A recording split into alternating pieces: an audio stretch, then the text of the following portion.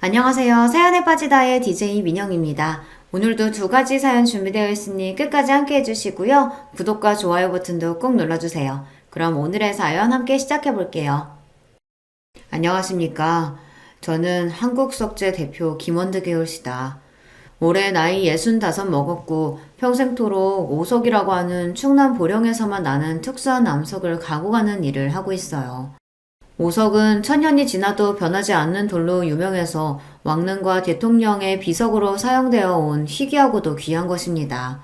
그 돌이 현재에는 내가 나고 자란 고장 마을 입구에서 유적지 현판에서 소중한 가족의 비석에 사용되어 흔히 볼 수 있죠. 지금은 저가의 중국산에 밀려 경쟁력을 많이 잃었지만 겉면에 흐르는 윤기, 색감부터 성분까지 세계 으뜸 가는 돌, 한국 오성의 명맥을 이어가고 있는 일을 하고 있다는 자부심을 갖고 있죠. 그렇다고 인정받는 기술자라기엔 남들 눈에 험하고 힘든 일하고 살아온 것이 또 내 인생이었습니다. 태어난 고향은 전라도인데 어쩌다가 보령에 와서 석공일을 하다 보니 그대로 눌러 살게 되었네요. 여기서 마을 이장님 소개로 만난 아내를 만나 애들 낳고 가정도 꾸렸고요. 내 일이 육체노동 치고도 극한으로 힘든 직종이다 보니 내 아내도 참 고됐을 겁니다. 이건 빤다고 빨아지지가 않네. 돌가루며 새하얗게 붙은 게 왜 옷에 그대로 붙어서 떨어지질 않네요. 돌 자르면서 치는 게 총알보다 빠른 속도로 치니까. 그리고 토치로 암석 표면을 맨들맨들하게 만들다 보면 돌가루가 높은 온도로 마치 폭편만치처럼 튀지. 세상에 무서워라.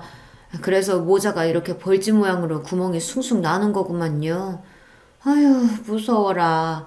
당신은 그런 일 괜찮아요? 우리 마누라랑 새끼들 잘 먹고 살아주면 뭐 할만요. 일하다 보면 불로 오석 파편이 튀어 가끔 피부에도 달라붙어 타들어가곤 합니다. 그 파편으로 몸이며 몸 여기저기 엄청 따갑고 아픈데 아프다 표현 안 해도 알아서 내 몸 살펴가며 약 발라주고 우리 마누라가 그리 해줬어요. 힘들기는 해도 벌이는 괜찮아서 생활비도 넉넉히 갖다 주었는데 아내는 그 돈을 아끼고 아껴 썼습니다. 그리고 아낀 돈으로 동네에서 최고 멋진 3층짜리 단독 주택도 지어서 살고 상가 건물도 사고 애들 유학까지 다 뒷바라지 했어요. 그게 어찌 돈 벌어다 준 내 공이 다겠습니까? 이마만큼 잘 살게 된 것은 이런 아내의 덕분이라고 생각하고 표현 못해도 늘 고마워했습니다. 하지만 벌만큼 버는데도 전기요금 아낀다고 시장에서 팔고 남은 야채 한 포대 자루 얻었다고 자랑하며 1시간 넘게 일일이 다듬는 아내를 보며 안쓰러움이 들었죠. 다 내 식구 잘 먹이고 잘 살게 하겠다고 그 고생하는 건데 그리 궁상 떨지 말고 쓸 데 있으면 쓰고 돈 걱정 말고 삽시다. 당신이 이렇게 고생하며 돈 버는 거 누구보다 내가 잘하는데 어떻게 허투루 돈을 쓰겠어요. 이런 고마운 아내는 아들, 딸 하나씩 낳아 건강하게 잘 키워줬습니다.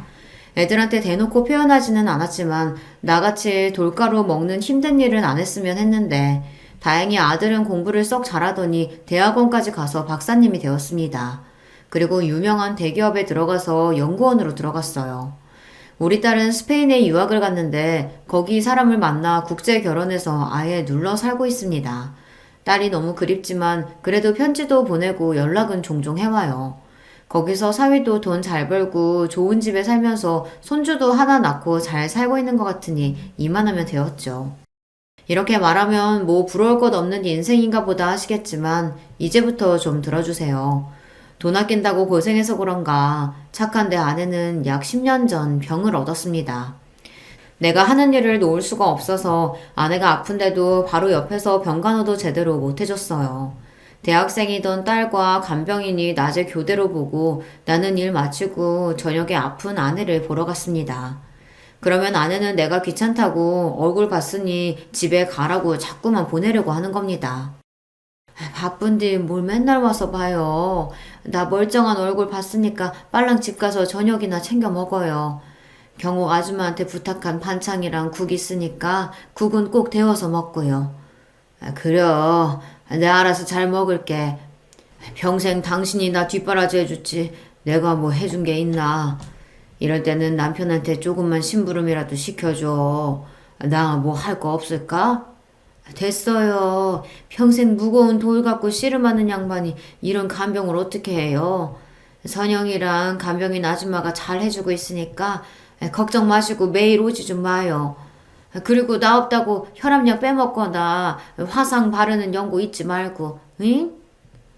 자기 몸 아픈데 내 약이며 밥이나 걱정하는 아내가 측은했습니다. 그때는요, 금방서 제일 비싼 병원에서 잘 치료받으면 금방 낫고 집에 돌아올 줄 알았습니다. 근데 그게 아니었다란 말입니다. 아내 몸에 있는 이 육실할 암덩이들이 생각보다 빨리 퍼져서 떨어질 생각도 안 한다고요. 그래서 아내의 몸은 갈수록 뼈만 앙상해지고 곱던 얼굴은 해골처럼 변해갔습니다. 그런 모습을 보는 게 괴로울 지경이었어요. 무식한 내가 어떻게 해줄 도리가 없었으니까요. 서울 좋은 병원으로 옮기면 나을까 해서 서울 최고 병원으로 바꿔봤지만 거기서도 이미 손 쓸 수 없는 상태라는 절망적인 말만 돌아왔습니다. 결국 아내는 암 선고받고 2년도 못 살다가 곁을 떠나고 말았습니다. 순진하고 예쁜 나이에 나한테 시집와서 호강도 제대로 시켜주지 못하고 고생만 하다가 그 젊은 나이에 갔으니 얼마나 그 인생이 원통합니까? 아들은 회사 다닌다고 타지에 나가 살고 또 아내 떠나보낸 뒤 이듬해 딸마저 스페인으로 유학을 가버렸으니 난 정말 혼자 남았어요. 아내 없이 혼자 어찌 살아가나 막막하고 두려웠는데 산 사람은 또 산다고 그냥 사라지대요. 내가 재산이 많다고 동네에 소문이 자자하니까 호랍이 된 나도 선자리가 들어오긴 했었습니다. 평생 남자들끼리 부대끼며 힘쓰고 몸쓰는 일만 하던 나 같은 놈이 여자랑 연애하고 그런 낯간지러운 행위는 잘 못하겠어요. 돈이나 깎던 놈이 여자를 만날 줄도 모르고 환심을 살 줄도 모르니 선자리 다 고사했습니다. 애들이 어려 엄마가 필요한 나이라면 모를까. 아들, 딸 대학 졸업하고 다들 뿔뿔이 독립해서 사는데 뭐 꼭 재혼을 해야 하나 싶었고요. 그렇게 호라비로 살아간 세월이 벌써 8년이 흘러버렸네요. 그 사이 자식들 다 시집 장가 보내고 뭐 죽는 날까지 이렇게 살다 가겠구나 싶었는데 그런데 이게 웬일입니까? 나 같은 놈에게도 아주 꽃처럼 어여쁘고 말씨도 우아한 그런 여자가 짠하고 나타난 것입니다. 무슨 날도 아닌데 며느리랑 손주랑 같이 날 보러 내려왔습니다. 맛있는 점심 사달라기에 읍내에 있는 좋은 고깃집에 데려가서 식사하고 있었죠. 그때 며느리가 이모! 하고 누군가를 무척 반가워하는 것 아닙니까? 이모, 어떻게 여기서 만나요? 잘 지내셨어요? 아버님, 저 예전 살던 동네에서 친하게 지내시던 이모예요. 그런데 이렇게 우연히 여기서 만나게 되네요. 같이 오신 일행 없으시면 이모도 우리랑 같이 하세요. 아버님, 합석 불편하신 건 아니시죠? 물론이지. 우리 며느리랑 친하게 지내신 이모님이면은 나한테 사돈뿐이나 마찬가지라는 소린데. 자, 여기 앉으십시오. 낯선 여성분과 함께 자리라니 어색하긴 했지만 그래도 그 여사님과 며느리가 나한테 살갑게 말을 붙여주니 분위기가 괜찮더군요. 그분은 아담한 체구의 고운 분홍빛깔의 코트를 입으신 아주 단아하고 예쁜 용모를 가진 분이었습니다. 안녕하세요. 전 배현숙이라고 해요. 홍성군에 사는데 오늘 일이 있어서 고기 사러 여기까지 왔어요. 여기 고기가 그렇게 좋다고 들었습니다. 맞죠, 사장님? 예. 여기가 금방 축사해서 기른 놈으로 바로 도축해서 고기가 신선하고 아주 맛있어요. 홍성군에 사시면 우리 이웃이시구만요. 식사를 마치고 나오면서 서로 인사를 나누는데 며느리가 전화를 받더니 이렇게 얘기했습니다. 아버님, 저는 갑자기 급한 일이 생겨서 먼저 갈게요. 두 분은 어디 다방에서 차라도 드시고 가세요. 네? 꼭이요. 차는 무슨 차? 읍내에서 여성분이랑 단둘이 만났다가 동네에 소문 쫙 퍼진다잉. 수줍어하는 배 여사님은 날 보고 새초롬하니 웃으니 막 가슴이 두근거렸습니다. 사장님, 소문 무서우신 거예요? 이웃 주민끼리 차 한 잔이야 어떠랴 싶은데 저는 말이죠. 우리는 찻집에 앉아서 이런저런 얘기를 나누게 되었습니다. 배 여사는 학원에서 국어를 가르치는 선생님이었는데 남편을 상처하고 나서 홍성으로 내려와 살고 있다고 했어요. 어쩐지 말씨도 곱고 말도 잘하시는 것이 선생님 딱 어울리시는구만요. 실례지만 올해 나이가 저는 올해 56 먹었습니다. 사장님도 저랑 비슷한 연배실 것 같은데요. 예? 아이 말도 마요. 보통 사람이라 하면 내 한 70도 넘은 사람으로 보는데 전 64입니다. 햇볕에 그을리고 주름진 피부, 몇 순 남지 않은 머리털 가진 영락없는 시골 늙은이지요. 어머, 그럴 리가요. 몸도 아주 탄탄하신 것이 웬만한 30대 청년보다 나으신걸요. 그렇게 청년 같은 몸매 유지하시는 비결이 궁금해요. 아유, 비결이랄 것이야. 제 일이 그렇습니다. 오석 바위 덩어리가 수십 톤, 최대 100톤에 이르는 어마무시한 걸 다루지요. 그런가 하면 제 손은 더 가관입니다. 여기 이 중지 손가락이랑 여기 좀 보세요. 20년 전 운반 작업 중에 내려앉은 40톤 오석에 끼어서 여기 가운데 뼈가 바스라졌어요. 치료받고 나니 이렇게 뼈 없이 살점들로 채워지더군요. 움푹 패인 상처와 굶어군 돌가루로 난 화상 자국이 이 사람 손이라고 볼 수 없죠. 이런 손이다 보니 내 그래서 여간에서는 악수도 잘 안 해요. 그런데 배어사가 그런 제 오른손을 가져다가 아이처럼 여기저기 보면서 아이 참 아프셨겠다라며 제 손을 살살 만지는 겁니다. 뜻밖의 상황에 심장이 쿵 내려앉은 듯이 놀라 얼어붙었어요. 그런 내 모습을 보던 배어사는 사장님 귀여우시다 라며 배를 잡고 웃었습니다. 그날부터 일을 할 때에도 밥을 먹을 때에도 배어사가 생각났어요.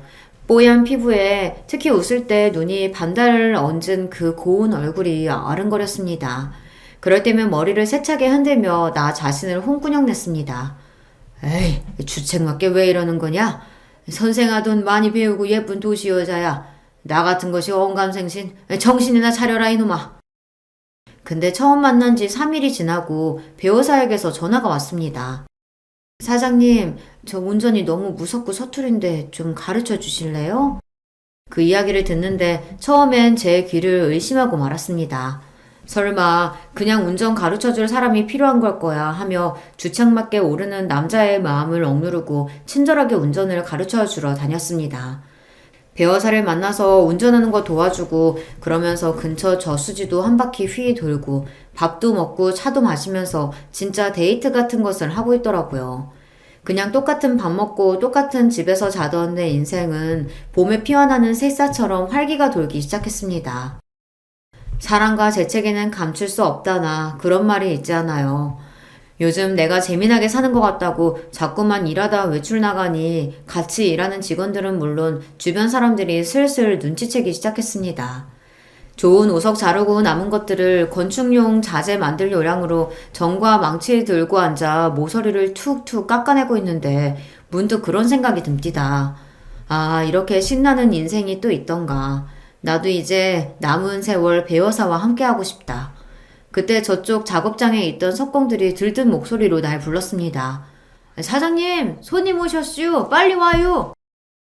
일어나서 옷에 묻은 돌먼지를 털고 있는데 제 눈에 들어온 것은 이 작업장에 어울리지 않는 고운 모습을 한 여인, 바로 배여사가 와 있던 거죠. 허둥지둥 급하게 배여사에게 달려갔습니다. 아니, 배여사님이 여기 누추한 데까지 어쩐 일이셔요? 한참 더우신데 수박 좀 드시라고 새참 좀 싸왔어요. 여기 직원분들 모두 오셔서 잠시 들고 일하세요. 배어사는 무겁게 이고 온 수박이랑 참외랑 일회용 접시에 몇 덩이씩 담아 석공들에게 나눠주었습니다. 그걸 받아드는 직원들은 사내만 가득했던 곳에 여자분이 오시니 어리둥절도 하고 몇몇 녀석은 나를 보며 휘죽 웃는 것이 아닙니까? 아유, 수박 참 시원하고 달다. 그런데 누구셔요? 사장님 소개부터 하시는 것이 예의 아니어요? 여기 우리 며느리랑 친한 이모분이셔. 옆에 홍성에 사시는. 배 여사님, 저 이리로 오십시오. 겸연쩍게 웃으며 직원들에게 소개하고 후다닥 배 여사를 데리고 사무실로 모시고 갔습니다. 여기가 시원해요. 작업장은 뜨거운 토치에 기계들이 위험하고 또 덥습니다. 어쩐 일로 저 일하는 곳까지 연락도 없이 왔어요? 사장님이 일하시는 곳이 궁금해서요. 그런데 사장님은 제가 와서 싫으신가 보다. 나는 토끼 눈이 돼서 두 손을 내밀고 세차게 적었습니다. 아유, 그럴 리가요. 아니요. 너무 뜻밖이라 놀라서 그렇지. 참 좋고 고마운 마음이에요. 배 여사는 싸운 과일과 냉커피를 하나하나 나 먹으라고 내밀어주며 살뜰히 챙겨주었습니다. 이런 보살핌, 그것도 싸싸한 여자의 손길이 얼마만인지 내심 울컥했죠. 그리고 이어지는 배 여사의 말에 내 온 마음은 껌뻑 넘어갔습니다. 사장님 매번 오석 얘기하시잖아요. 오석을 제일 사랑하고 그 일에도 자부심 많으신 분인데 그런 분이 어떤 곳에서 어떻게 일하시는지 너무 궁금했죠. 이제 와서 보니 사장님은 제 생각보다 훨씬 더 존경스러운 분이세요. 배여사만큼 대학 졸업한 교사인 양반이 나처럼 천한 일 하는 사람을 추켜 세워주니 몸둘 바 몰랐습니다. 그런 만큼 내 일을 인정해주는 것 같아서 눈물이 핑 도는 기분이었죠. 또 감동하셔서 막 울려고 하신다. 이러니 내가 사장님 막 아이 갖고 챙겨주고 싶고 그래요. 이제 나는 주변에 배 여사를 내 사람으로 소개하고 동네에 대놓고 연애하며 지냈습니다. 아니, 연애를 넘어서 자식들만 인정해준다면 같이 살림 차리고 싶었죠. 둘 다 상처한 지 오래겠다. 자식들도 다 키워놨겠다. 거릴 것도 없다고 생각했어요. 그런데 그게 아니더란 말입니다. 앞으로 나와 같이 새 인생 꾸려갈 좋은 분 만났다. 조만간 조촐하게 혼인식 열렸으면 하는데. 벼르고 벼르다가 아들 며느리가 집에 찾아온 김에 내 결심을 밝혔습니다. 그런데 뜻밖의 며느리는 두 손 들고 환영했어요. 어머, 축하드려요, 아버님. 그럼요. 아버님 인생이신데 재미나게 사셔야죠. 그렇지만 아들은 똥 씹은 표정으로 나를 노려보듯 이렇게 대꾸했습니다. 지금 연세에 무슨 재혼이세요? 아버지 예전 버릇 아직 못 고치셨네요. 그 무슨 소리야? 버릇이라니. 내가 바람이라도 폈단 말이요? 옛날에 엄마랑 부부싸움 하시면 꼭 튀어나오는 어떤 여자분 이름 있었잖아요. 그 얼마 만에 들어보는 이름인지. 정임이 황정임. 예전 시절 어쩌다가 아내랑 싸우면 아내는 꼭 내가 첫사랑을 못 잊어 산다며 원망했습니다. 정말 아닌데 쓰잘데없는 소리라고 외치고 집 밖으로 나와버린 적이 한두 번이 아니었죠. 그런데 그 광경을 목격한 아들마저 지금까지 오해하고 있던 모양입니다. 자식이라고 모를 줄 아셨어요? 정임이라는 여자 때문에 엄마 가슴에 대못 박으셨잖아요. 이제 엄마 돌아가셨으니 상관없다 이 말씀인가요? 아이고 억울해 죽겠네. 나는 정임이랑 아무 짓도 안 했어. 아니 애초에 그럴 건덕지도 없는 사이여. 너희 엄마가 오해한 걸 가지고 왜 너까지 이러냐? 정희미는 내 어릴 적 석공예를 배우겠다고 황 선생님 밑으로 들어갔을 때 만난 처자입니다. 태어나기를 전라도 어촌지방 입에 풀칠하기 어려운 집이었어요. 그 당시 기술공 하고 싶어도 어디 가르쳐주던 데가 있긴 하나요. 배운 것 없는 놈이 석공이 되어보겠다고 고향 떠나 스승님 댁에 3년을 살았습니다. 그저 기술자다 하면은 그분 하라시는 대로 뭐든 해야 했죠. 처음에는 직공살이도 아니고 머슴살이었어요. 그래도 내가 어디 갈 데가 있기라나 언젠가는 가르쳐 주시겠지 하며 기다렸습니다. 군말 없이 시키는 일 하며 사니 작업할 때 불러서 허드렛 일, 석공일 작은 일부터 시켰어요. 그 당시 이런 수업은 정말 인품 좋은 스승님 만나지 않고서야 그 기술을 온전히 받아내기란 언감생심이었죠. 인색한 황 선생님 어깨너머로 석공 기술이나 돌아가는 과정들을 스스로 터득해야 했어요. 한편 정희미는 그 황 선생님 슬하의 외동딸이었습니다.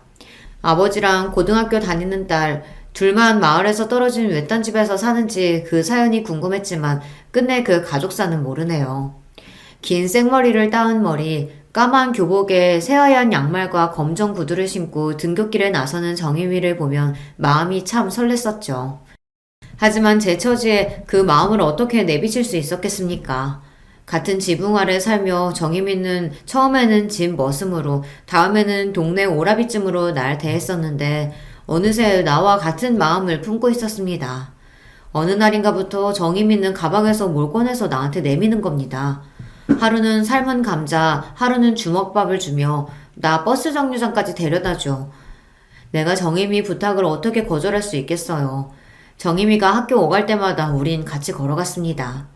행복한 시간도 잠시 글에 다니다 보니 스승님 눈에 영락없이 데이트하는 사람처럼 보였나 봐요. 니깎게 감히 누구 여식한테 다른 맘을 품냐? 스승님의 부르령과 더불어 작업장 쇠파이프로 흠씬 두들겨 맞고 광에 갇혔습니다. 가둬놓고 밥도 물도 안 주고 있으려니 날 진짜 굶겨 죽이려나 보다 하고 무서웠어요. 깊은 새벽 무슨 연유인지 빼꼼히 열린 광문 틈으로 나와 그대로 달려 주랭랑을 쳤습니다. 많은 세월이 지나고 거기 그곳에서 정희미와 스승님은 잘 사시는가 한 번씩 궁금했지만 그렇다고 그 여인을 만났다거나 부정한 일을 생각한 적은 없습니다. 그런데 저승간 아내는 물론이고 아들까지 저리 오해하니 답답하죠. 하지만 배 여사의 경우는 다릅니다. 홀로 이만큼 살아왔으면 이제 내가 좋아하는 여자 만나도 되지 않겠나 싶어요. 아들의 반대가 있었지만 난 배 여사와 계속 만나왔습니다. 그 착하고 아름다운 여인을 점점 깊이 사랑하게 되었어요. 그러고 보니 늘 배 여사에게 받기만 해봤지 내가 제대로 된 선물 하나 못 해줬네. 뭐 갖고 싶은 거 있는가?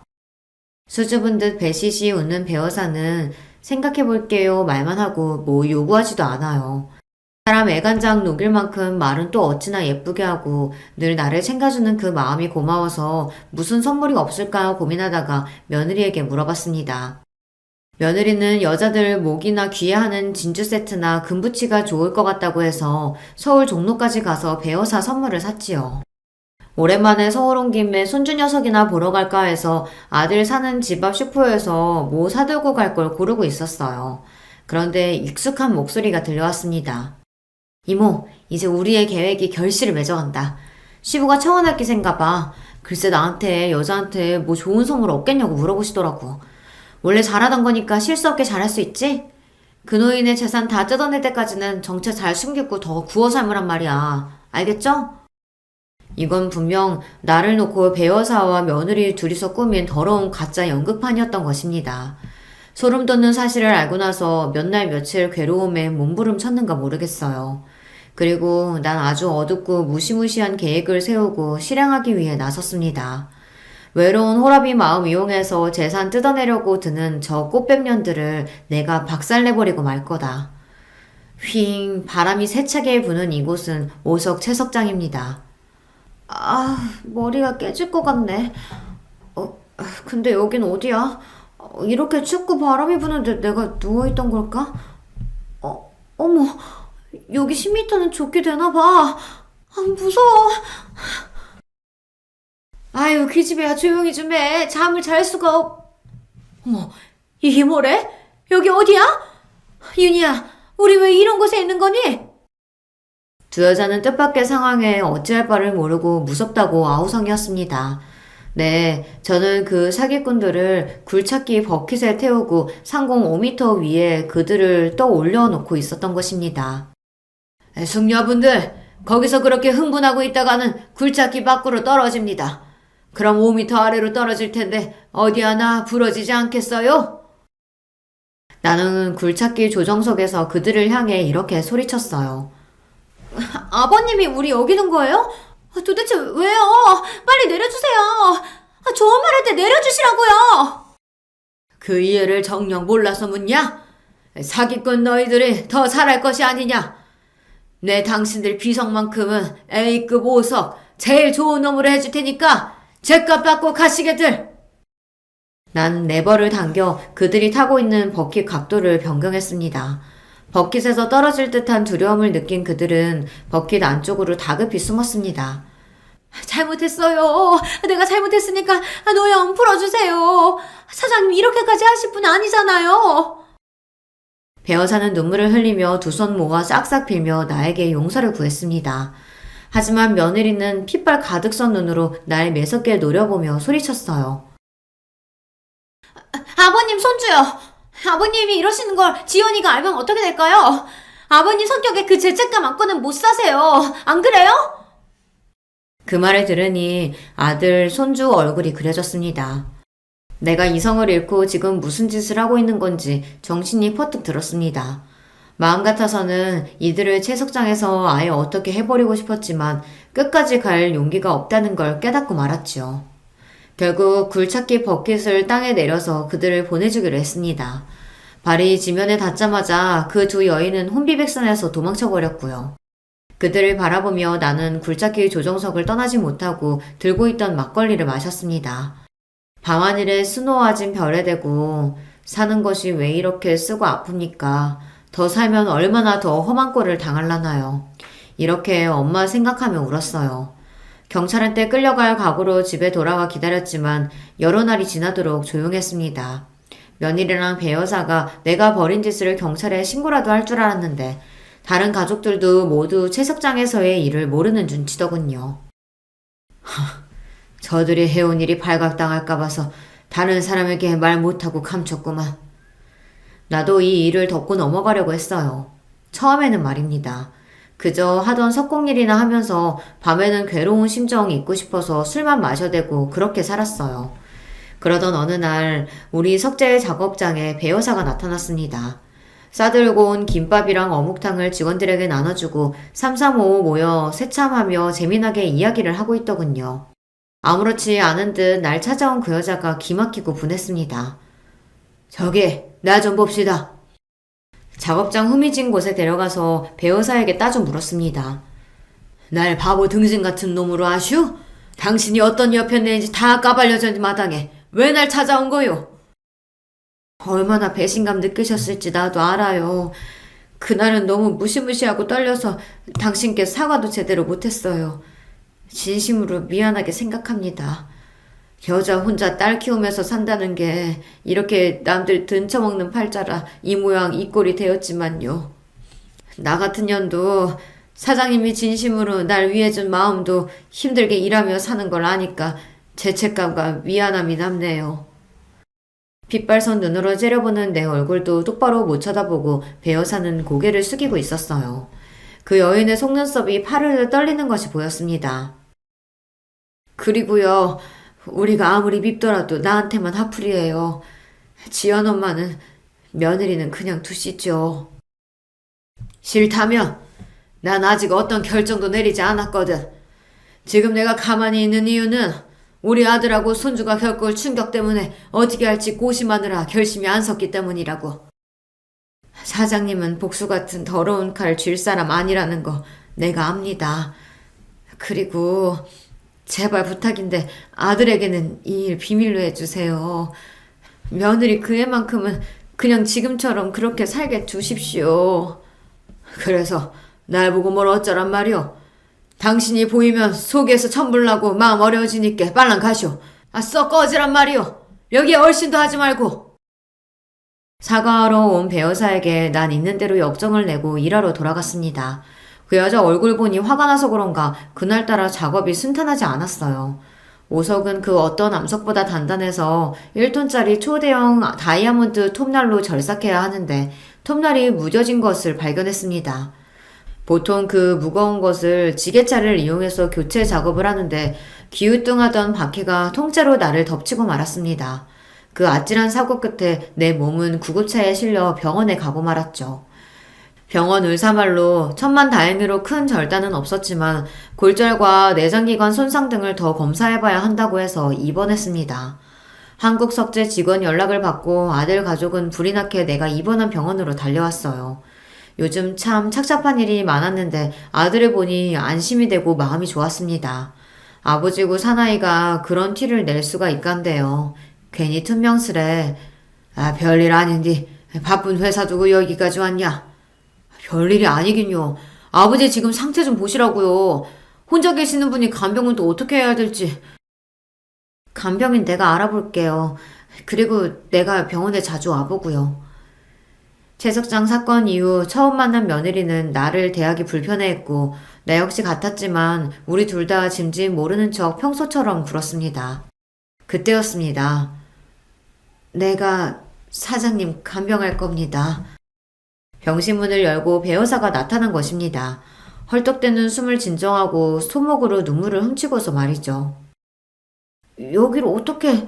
이모가 왜 온 거예요? 거기 있는 그 누구보다 며느리가 놀라고 당황하며 배 여사를 바라보니 아들이 의아했습니다. 이모라고? 당신한테 이런 이모님이 있는 줄은 처음 알았는데. 처음 뵙겠습니다. 윤희 남편 되는 사람입니다. 배여사를 처음 봤다던 아들은 인사를 했고 배여사는 아들을 흐뭇하게 바라보며 맞인사를 했습니다. 자식들 보내놓고 나니 우습게도 배여사와 나만 병실에 남았습니다. 꼴도 보기 싫으니 나가라고 역정을 내보았지만 배여사는 요지부동이었어요. 내가 뭐라고 하건 간에 내 옆에서 정말 마누라처럼 간병하기 시작했어요. 우습게도 지금 내가 가장 원망스러운 사람에게 기대어 입원 치료하는 생활을 하고 만 거죠. 내 병실에 자주 드나드는 것은 배여사뿐이 아니었습니다. 며느리도 반찬 가져온다, 갈아입으로 챙겨온다며 그 먼 서울에서 일주일에 2번씩을 왔어요. 뻔뻔하게 자기 할 일 하는 배우사와 달리 며느리는 와서 계속 내 눈치고 겉으로는 웃으며 아양 떠는 모습입니다. 그리고 배우사 눈치도 보며 불편해하고 있는 것이 좀 이상하더군요. 어쩐지 며느리는 내 걱정 때문이 아니라 감시하러 자꾸 오는 게 아닌가 하는 의심마저 들었습니다. 이미 그 빤한 속을 겪어봤으니 그럴까요? 얼핏 잠이 들었다가 깼는데 두 여자가 소곤거리는 소리를 들었습니다. 오지 말래도 왜 자꾸 이러는 건데요? 이미 우리 계획은 물거품 됐고 이러신다고 저 노인네 마음이 돌아설 것 같아요? 그런 거랑 상관없어. 그저 저 사람 아프다고 저렇게 누워있는 꼴이 보기 싫어서야. 나한테 지극정성 잘해준 사람한테 병간호 정도도 못해주니? 너나 기름 도적 해먹은 개눈같이 불안 터느라 자주 오지 좀 마라. 나한테 계획이 발각된 뒤로는 저 둘의 사이도 껄끄러워진 모양입니다. 며느리가 가고 나서 간곡하게 배여사에게 불편하니 이만 가달라고 말했어요. 하지만 그 여인은 끝까지 내 옆에서 있겠다 했습니다. 사장님 멀쩡하게 걸어나가는 모습 보고 그때 눈앞에서 사라져 줄게요. 솔직히 까놓고 저 지금 돈 없어요. 물 사고 쌀 살 돈도요. 사장님은 외롭고 몸은 다쳤어도 돈 많으시잖아요. 그냥 간병인 쓴다고 생각하시고 나한테 월급 200만 원만 주고 편하게 부리세요. 솔직하고 당당하게 말하는 모습을 보니 배신당하고 나서 처음으로 그 진심이 전해졌습니다. 이렇듯 배여사는 내가 자기 조카가 싫다고 해도 뻔뻔하게 내 곁을 지키고 있습니다. 나랑 대판 싸움 마누라거나 아니면 이혼한 전처가 아니냐며 병원 사람들은 배여사와 무슨 관계냐고 궁금해합니다. 거기에 날 극진히 살피는 배여사의 모습을 지켜보던 아들마저 생각을 고쳐먹었나 봅니다. 왜 말씀 안 하셨어요? 전에 아빠가 좋아하신다고 말한 분이 지금 그 배여사님이라면서요. 이렇게 보니 배여사님 참 좋은 분 같아요. 아무래도 제가 너무 옹졸하게 생각했나 봐요. 이렇게 도움이 필요할 때 자식이 아니라 옆에 계신 분이 최고인 건데. 저 아버지가 여사님과 합치신다고 해도 이제 반대하지 않을게요. 당치도 않은 소리. 그 여자랑 나 그럴 마음 하나 없다. 그렇게 좋아하던 내가 이렇게 돌변한 걸 보고 아들은 의아했습니다. 하지만 아들에게 핀찬 주었던 것과는 달리 심경의 변화를 나 스스로 느끼고 있어요. 함께 지내다 보니 어느새 미운 감정은 눈 녹듯 사라지고 이제 배여사가 없으면 안 될 것 같은 마음이 들었던 건 솔직한 심정이었죠. 하지만 내 마음이 그 여인에게 기울어지고 신뢰가 쌓여갈수록 마음은 무겁고 아파왔습니다. 또다시 날 속이는 거면 어쩌지. 그래서 한 가지 묘안을 생각해냈습니다. 병실에 들어온 배여사에게 나는 눈물을 흘리는 척 연기하며 말했습니다. 아이고, 나는 어쩌면 좋단 말이오. 방금 의사가 검사 결과 얘기해줬는데 나 암에 걸렸다고 하네. 얼마 뒤 잘이 나면 암 병동으로 옮겨서 치료하라고 말이야. 그 말을 듣던 배여사는 믿을 수 없다는 표정으로 있다 금세 후두둑 눈물까지 손등에 뿌렸습니다. 뜨겁게 내 손을 잡고 울먹이면서 말했어요. 설령 당신 몸에 암이 있다고 해도 치료 잘 받고 하면 싹 나을 수 있을 거예요. 내가 계속 옆에서 도와줄게요. 당신 잘못 안 되니까 걱정하지 마세요. 날 위에 눈물까지 펑펑 쏟으며 우는 모습을 보니 내 마음이 다 찡했습니다. 몇 달 못 살고 가는 몸이 되었으면 날 내버려 줄 거라고 예상했는데 오히려 전보다 더 그 여인은 나를 정성스레 간병해주고 있었어요. 암 환자에게 좋은 음식이 뭔가 찾아봤는데요. 이런 채식 위주로 하래요. 집에서 만들어 온 채소 스프인데 이거 먹고 암 완치한 분들이 그렇게나 많다네요. 한번 드셔보세요. 입에 안 맞아도 약이라 생각하고 꿀떡꿀떡 넘겨요. 내 거짓말에 속아서 더 열심히 날 간호하는 배우사에게 미안한 마음이 정말 커졌습니다. 이 일을 사실대로 토해내야 하는데 언제 해야 하나 갈팡질팡 하던 어느 날 일이 터지고 말았죠. 병실 문을 닫고 나를 보며 들어오는 배여사의 표정이 심상치가 않았습니다. 몸 뒤로 막 검은 연기가 뻗어나가는 듯이 저승사자처럼 보여서 그 기에 눌려버렸어요. 배여사는 잔뜩 가라앉은 어조로 이렇게 내뱉었습니다. 사장님이 절 된통 속였었네요. 나 아까 들어 알게 됐어요. 간호사 데스크에 가서 언제 암 병동으로 옮기나 물어보니 사장님 암 같은 거 없다더군요. 암이라는 말은 날 못 믿어서 내가 어떻게 나오나 시험하기 위해 지어낸 말이죠.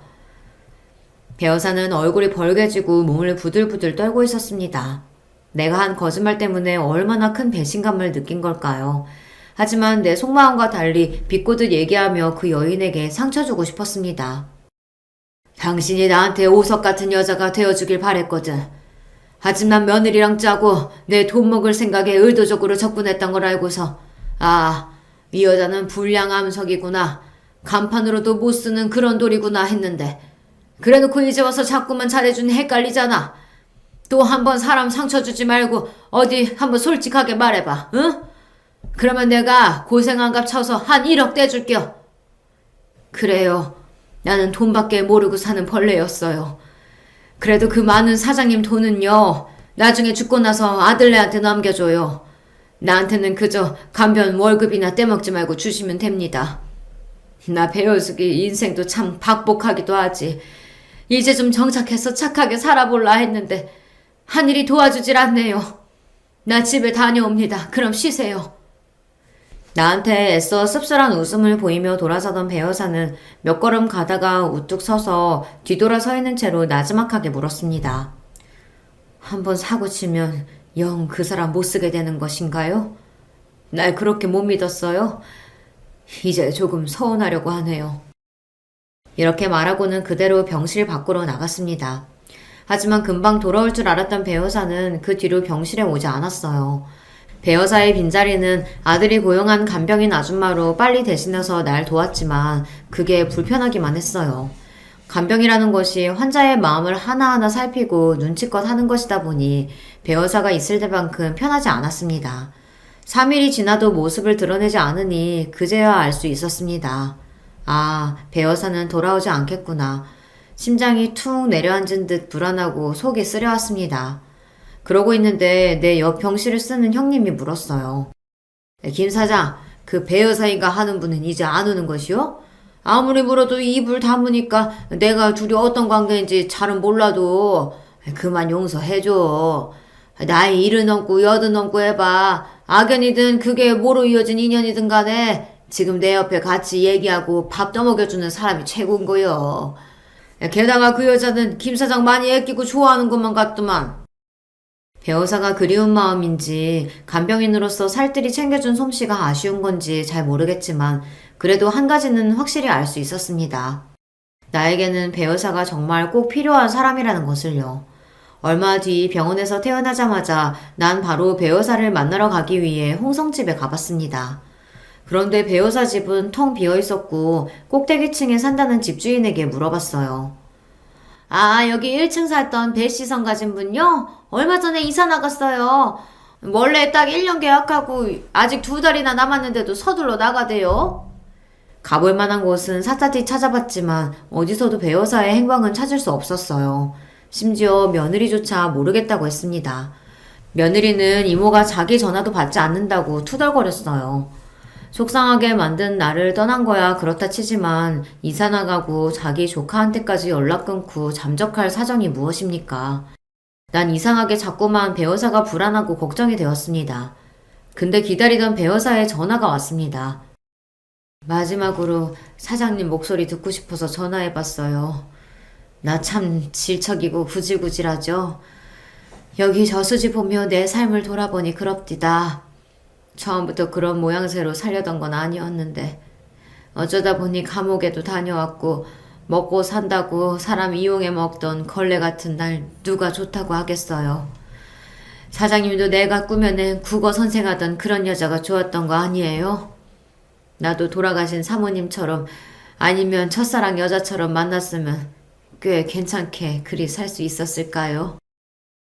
수학이 넘어 들리는 목소리가 이미 술에 잔뜩 취해 꼬부라져 있었고, 더 큰 걱정은 나쁜 마음 먹기 전 마지막 할 말을 하는 사람 같았다는 겁니다. 난 몹시 다급해져서 계속해서 어디냐고 물었어요. 그래도 묵묵부답인 배 여사에게 격앙된 목소리로 말했습니다. 당신이 모여도 좋으니 딱 한 번만 만나실다. 응? 지금 어디요? 위치를 듣자마자 난 번개같이 차에 올라타 배 여사가 있다는 저수지로 몰았습니다. 저수지 주변을 찾아보다가 얇은 옷가지가 바닥에 펄럭이며 위태롭게 서 있는 배 여사를 볼 수 있었어요. 보자마자 우리는 서로 거칠게 끌어안았습니다. 그 저수지에서 눈물의 화해를 하고 또 서로의 마음을 확인하고 말았죠. 배 여사를 내 집에 데려와서 그날부터 같이 살기로 했습니다. 다 늙어서 하는 사랑이라지만 이젠 어디 눈치 볼 곳도 거칠 곳도 없으니까요. 더 이상 마음 속이지 말고 지금 느끼는 대로 믿는 대로 살고 싶었습니다. 하지만 우리의 동거 생활은 머지않아 발각되고 놀라운 사실 앞에 서고 말았죠. 얼마 뒤 집에 찾아온 며느리가 나와 배 여사가 함께 있는 집을 보고서는 기겁하며 놀랬습니다. 나와 배 여사를 번갈아 보던 며느리는 배 여사를 쏘아보며 날카롭게 말했어요. 설마 두 분 같이 살고 있는 거예요? 연락도 두절되더니 이러고 사셨어? 귀엽고 사고에 치고 말았네. 아버님 꼬셔보라고만 했지. 엄마가 그렇게 나오면 이 집안 관계가 얽히게 됐는데 진짜 콩가루 집안 만들 셈이야? 나도 어쩔 수 없었어. 그리고 이런 말 어떨진 모르지만 어쩌면 네가 이혼당할 수도 있잖아. 그러면 내가 너희 시아버지와 결혼하는데 아무 문제 없지. 나와 배 여사가 진심으로 사랑하는 사이가 된 것을 알게 된 며느리는 배신감에 목소리가 떨려왔습니다. 뭐? 엄마 진짜 이런 사람이야? 남자한테 빠져서 딸까지 이혼시킬 양반이네? 아니, 난 지금 그대로 잘 살 거야. 게다가 이 집안에 장손도 낳아준 몸이라고. 물러나야 할 사람은 바로 엄마라고. 맞죠, 아버님? 아버님은 자식들 물러나고 여자나 선택할 분 아니시잖아요. 그래, 상관없어. 사장님이 그리 결심한다면 나도 군말 없이 따를 거다. 너와의 관계, 그것 빼고는 내 과거 모두를 사장님한테 털어놨었고 그거 알고도 날 받아주신 분이야. 잠깐만. 내가 잘못 들은 건가? 엄마라니 배 여사를 왜 그렇게 부르냐? 며느리가 시집올 때 만난 안사도는 분명 배 여사가 아닌 다른 분이었습니다. 도무지 믿을 수 없는 상황에 놓이니 난 머리가 뒤죽박죽했어요. 난처해하는 며느리는 결국 이야기를 털어놓고 말았습니다. 아버님, 정말 죄송한데요. 저분이 절 낳아주신 친모 맞아요. 결혼식 때 만나셨던 제 친정엄마가 사실은 이모세요. 저분이 감옥에 가면서 어린 저를 이모댁에 맡기셔서 실제로 저를 키워주신 분도 이모고요. 하지만 저한테 엄마는 그분이지 저분은 아니에요. 아무리 그렇다고 해도 그렇지 제 친모가 아버님이랑 이러는 건 말이 안 되잖아요. 그러니까 이 관계 접으세요. 네? 바로 배 여사와 며느리는 모녀 관계였다는 것을 알게 된 것입니다. 너무 큰 충격에 어지럽고 한동안 아무 말도 할 수가 없었어요. 배 여사는 훌쩍이며 미안하다며 중얼거리고 있었고요. 며느리는 아버님과 당장 헤어져라고 방방 뛰면서 배 여사와 옥신각신 싸웠습니다. 듣고 있던 여러분도 믿기지 않으시겠지만 이 모두는 사실이고요. 며느리가 꼭 헤어지라고 자기 친모를 내쫓으라고 내 손을 잡고 신신당부하고 서울로 올라갔습니다. 한동안 넋이 나가있던 나는 정신 차리고 배 여사에게 물었어요. 이 놀라운 일을 당신은 끝까지 나에게 숨긴 거요? 배 여사는 흐느끼며 울기만 할 뿐 나에게 아무 말도 하지 못했어요. 당신이 2번이나 이혼한 여자라고 해도 괜찮았어. 한 번 결혼은 유부남인 줄 모르고 당해서 간통죄로 감옥 갔다고 해도 딸 키워보겠다고 돈 많고 병든 늙은이 꼬셔서 후추로 들어가 살았단 말 들었어도 난 당신을 받아들였어. 왜? 그래도 많이 좋아하니까. 내 여자의 지난 과거는 나만 묻고 살면 되니까. 하지만 이건 아니잖여. 숨겨도 숨겨지지가 않는 것이 천륜인데. 내내 죄인처럼 땅에 얼굴을 묻고 있던 배 여사는 얼굴을 들고 나를 처음 쳐다봤어요. 말했다시피 나는 당신에게 뭐라 주장할 수가 없어요. 그러니까 사장님이 정해주셔요. 나가라면 바로 짐 싸서 나가고 어디 모르는 곳에 꽁꽁 숨어 살게요. 있으라고 하면 여기 같이 살 거예요. 나는 어째야 하는지 말해주셔 봐요. 내가 같이 살자 하면 살겠다고? 그럼 며느리는 어찌 볼 생각이오? 그 애가 난처해져도 상관없다는 말인가? 그래서 내가 죽으려고 했어요. 나 같은 것만 세상에서 없어지면 내 딸도 살고 당신도 이런 비밀 따위 모르고 살았을 텐데 말입니다. 그딴 소리 하지 마요. 아무리 그래도 사람이 어찌 제 목숨을 스스로 끊는단 말이오. 죽어서도 성물 못하고 구천 떠들고 싶소? 이 충격적인 사실을 알고 난 뒤에도 한동안 배어사와 한 집에 살았습니다. 이 집에서 나가면 어디 갈 곳도 없는 처지에 돈도 없는 짠한 사람이니까요. 하지만 같이 산다고 한들 이전처럼 서로를 대할 수는 없었죠. 난 하숙생처럼 집에서 잠만 자고 일하러 가서 일 끝나고도 밖에서 시간을 보내다가 밤 늦게 집에 돌아왔습니다. 이러지도 저러지도 못하는 나는 정말 등신 같은 놈이었습니다. 장대비 세차게 내리던 어느 날 배어사는 호련히 사라지고 말았어요. 결정도 내리지 못하는 나를 보며 그 여인은 얼마나 괴로웠을지 나에게 어떤 원망도 하지 않고 떠나간 그 여인에게 미안합니다. 떠나고 난 여인의 빈자리는 어찌나 크던지요. 배어사와 같이 살지도 못하고 그렇다고 이 여자를 마음에서 떠나보낼 수도 없는 그런 지경에 와 있는 것입니다. 저승에 먼저 가 있는 진욱이 엄마가 날 미친놈이라고 욕해도 어쩔 수 없지만 말이죠. 한 번씩 배어사가 어디에서 어찌 지내고 있는지 궁금했지만 끝내 연락 한 통 보내지 않았습니다. 죽지 못해 그렇게 살다가 추석을 맞이했어요. 명절인데 어쩐 일인지 며느리는 빠지고 아들과 손주만 내려왔습니다.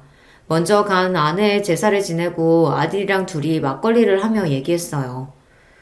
요즘 집사람이랑 사이가 좀 그래요.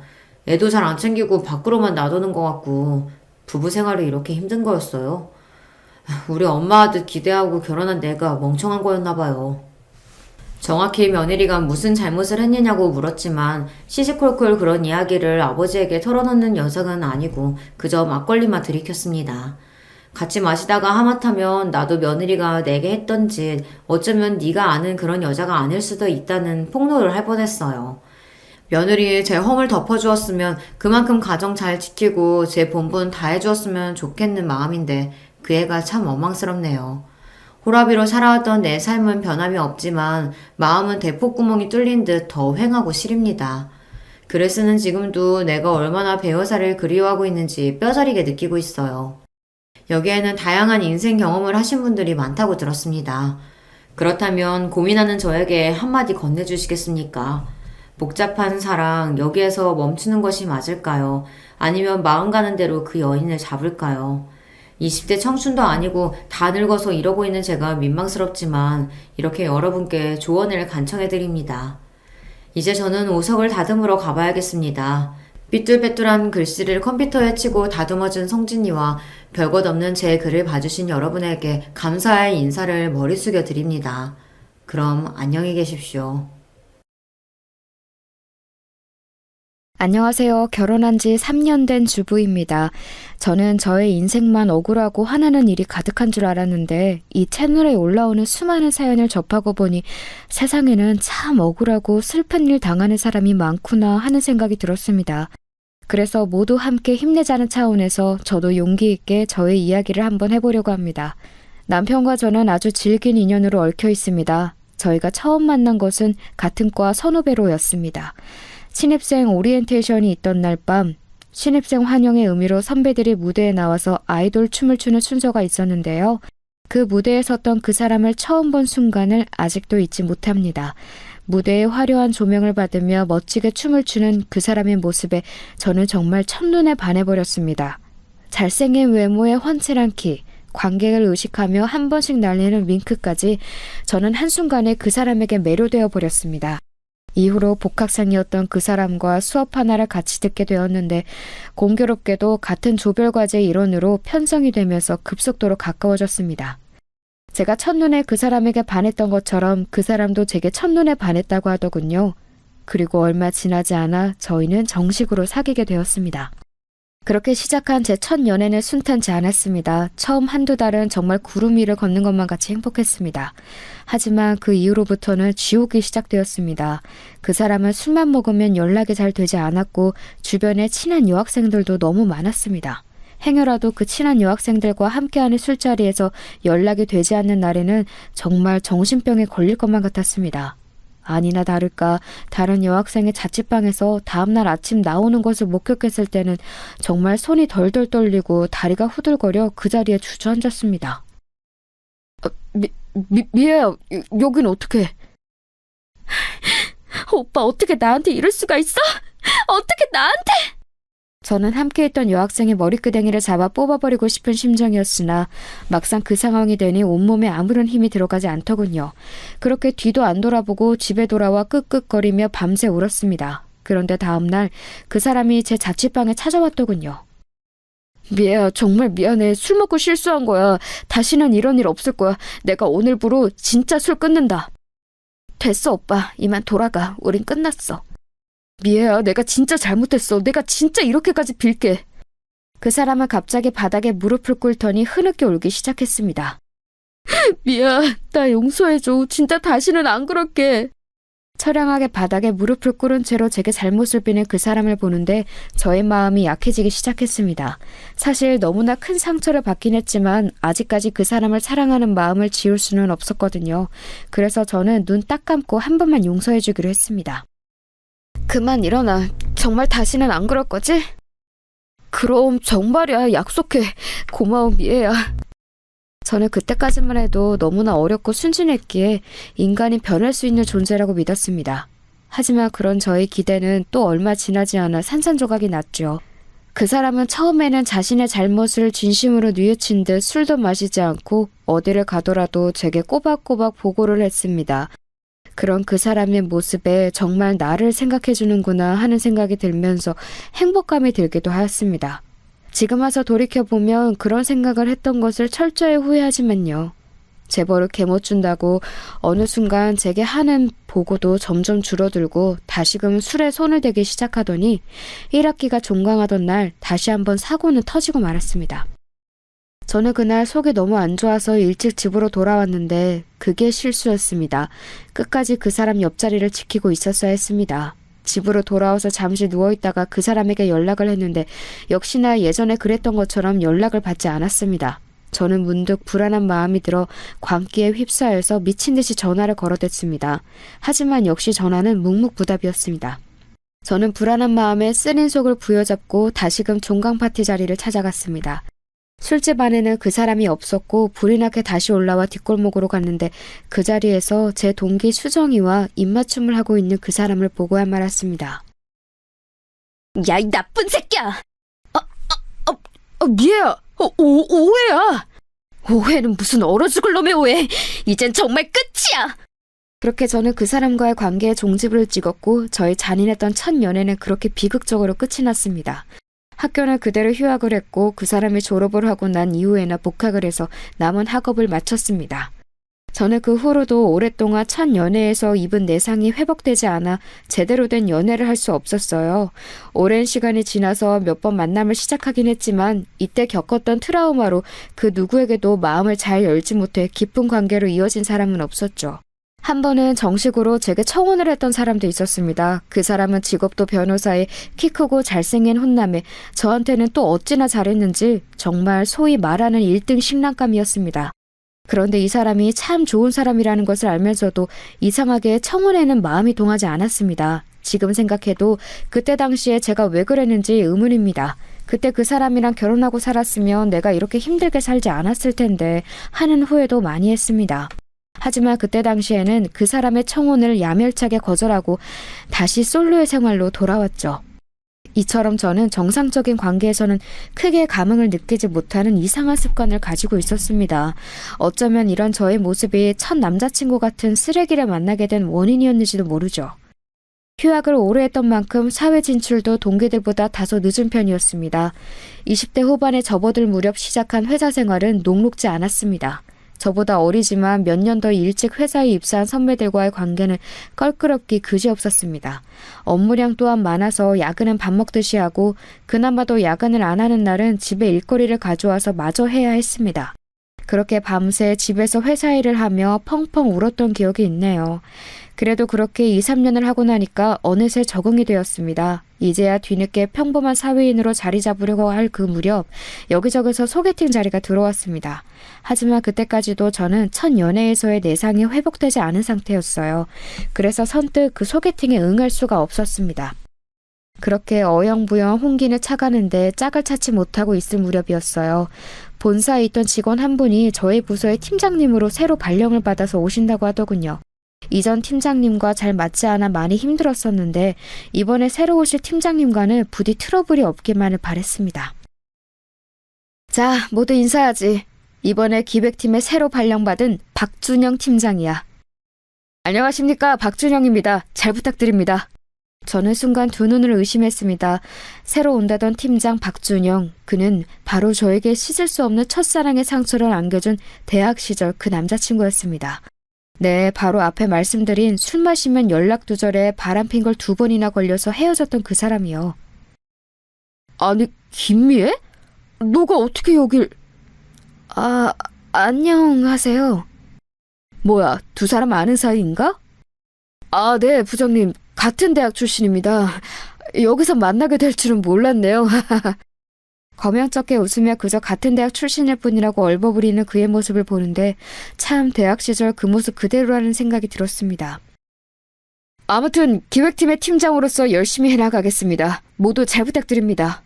그렇게 그가 처음 발령받은 날 그 사람은 틈을 봐서 저를 따로 불러내었습니다.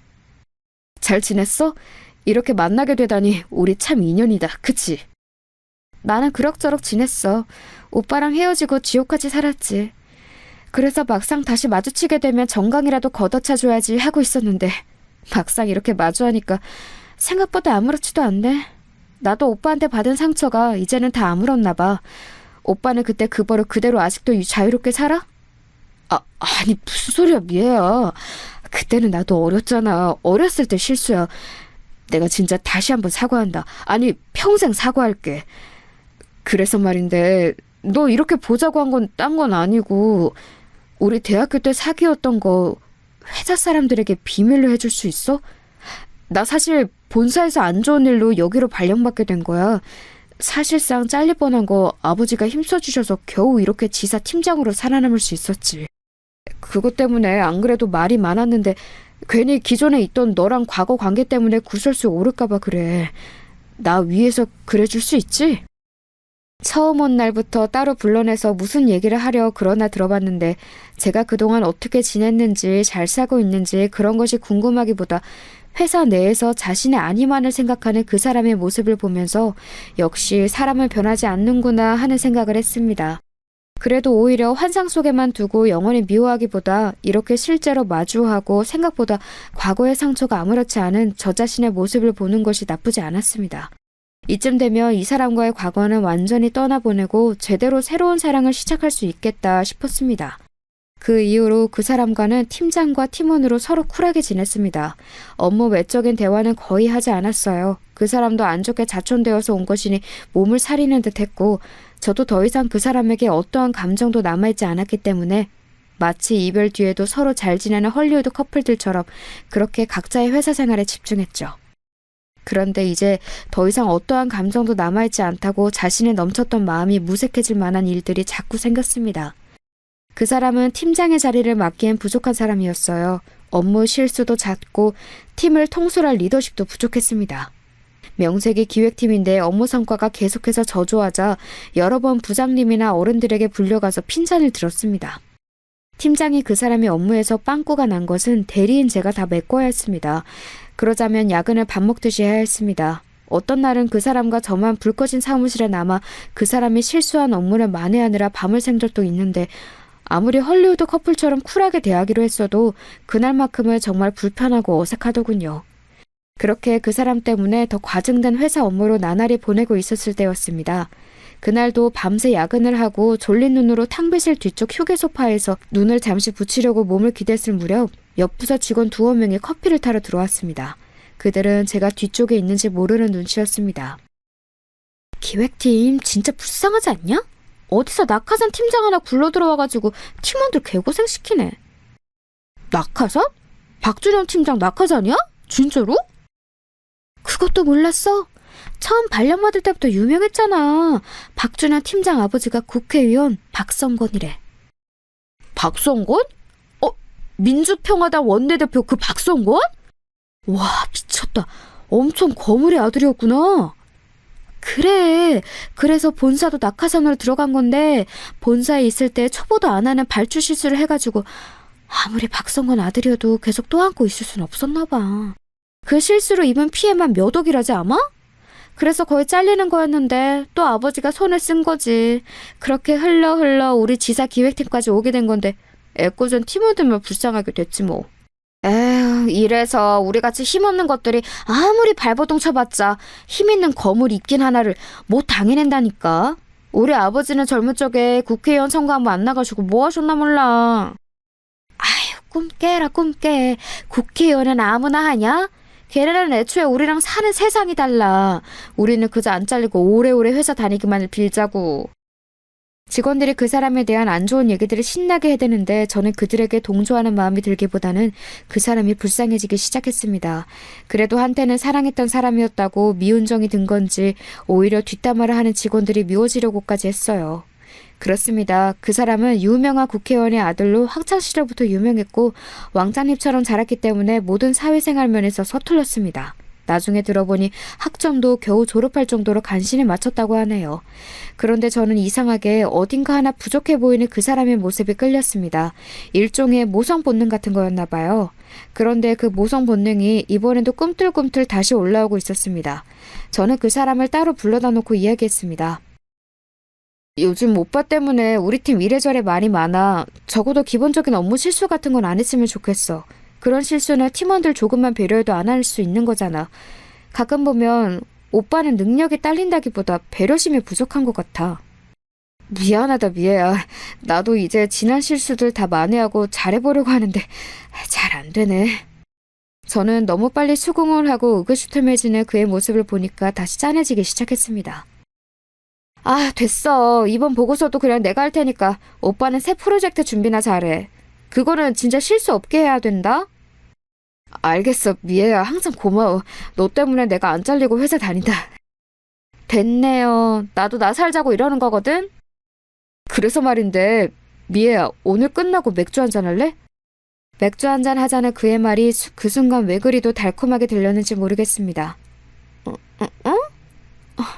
우리 이제 그러면 안 되는 사이 아니야? 에이, 뭐 어때? 고생하는 팀원 위해서 팀장이 맥주 한잔 살 수도 있는 거지.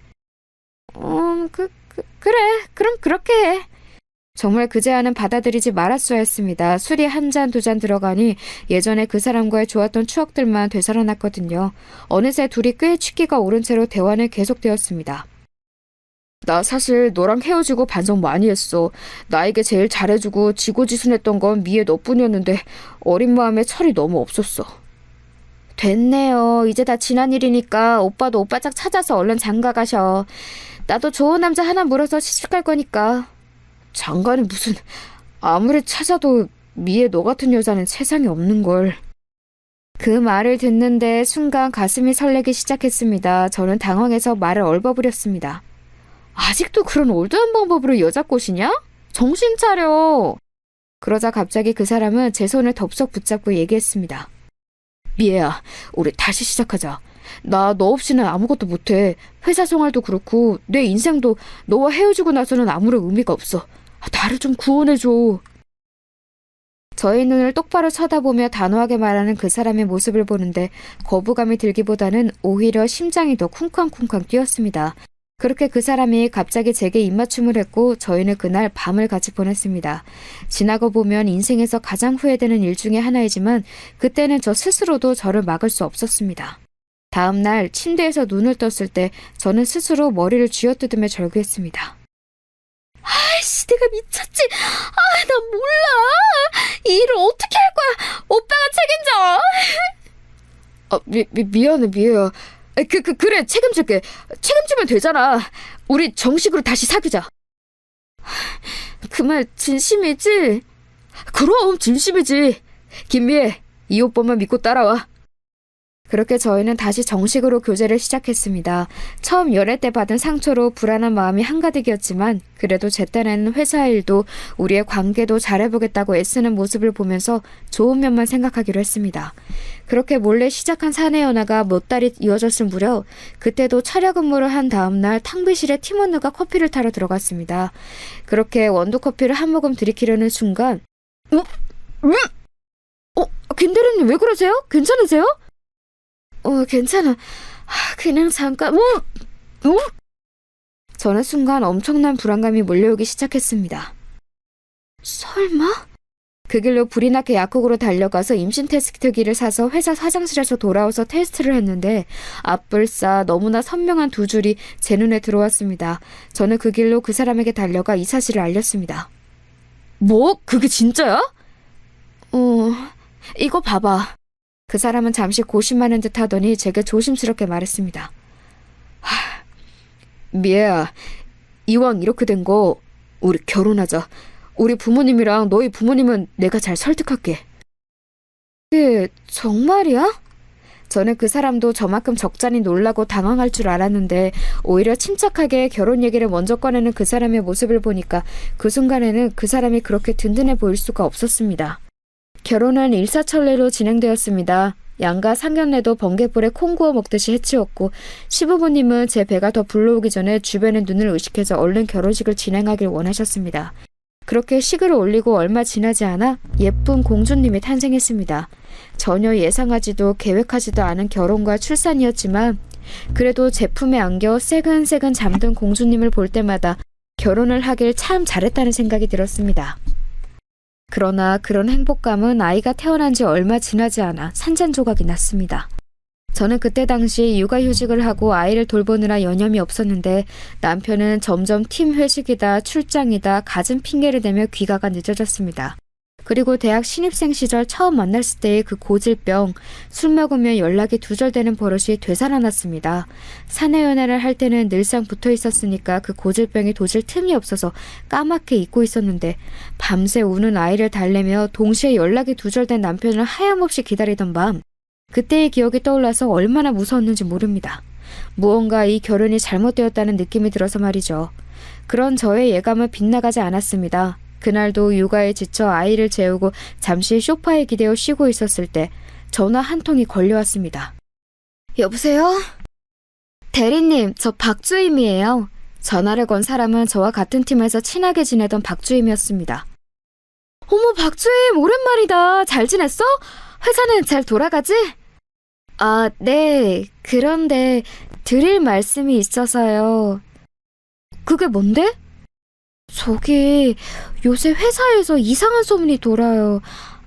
박준영 팀장님이랑 경영지원팀 이미진 팀장이랑 그렇고 그런 사이라고. 저는 그 이야기를 듣는데 하늘이 노래졌습니다. 이미진 팀장은 회장님의 손녀딸로 해외 유학에서 돌아오자마자 저희 지사에 낙하산으로 입사한 사람이었습니다. 듣기로는 유학 시절에도 불려시 같은 외모로 남자들을 홀리고 다녔다고 하더군요. 아닌 게 아니라 남편이 최근에 경영지원팀이랑 협업을 할 프로젝트가 생겼다며 그걸 핑계로 자꾸 야근을 하곤 했는데 협업할 프로젝트라는 게 지들끼리의 불륜 프로젝트였나 보네요. 저는 처음에는 너무 충격을 받아서 현실을 부정했습니다. 에이, 아니겠지. 안 그래도 요새 경영지원팀이랑 협업하는 게 있다며. 그러다 보니까 뒤에서 이야기 만들어내기 좋아하는 사람들이 또 하나 가십거리 만든 거겠지. 대리님, 그 프로젝트 옛날에 끝난 지 오래예요. 그마저도 두 사람의 일은 내팽개치고 신나게 놀아나느라 흐지부지 마무리됐어요. 명확한 물증은 없지만 아무튼 두 사람 사이에 무언가 있는 건 분명해요. 그게 정말이야? 네, 대리님. 저 계속 고민하다가 아무래도 대리님 위해서 꼭 말씀드려야 할 것 같아서 이렇게 전화드려요. 부디 판단 잘하시길 바랄게요. 저는 계속해서 박주임의 말을 믿을 수 없었습니다. 버젓이 저희 팀원들이 이렇게 옆에 있고 심지어 그 팀원들 중에는 박주임처럼 저랑 친한 직원들도 있는데 그런 상황에서 두 사람이 과감하게 불륜을 저지른다고요? 저는 아무리 생각해도 상식적으로 납득이 가질 않았습니다. 둘 중 하나라고 생각했어요. 이 소문이 완전한 거짓말이던가 남편이 정욕에 눈이 멀어 상식적인 상황 판단도 할 수 없는 사람이거나요.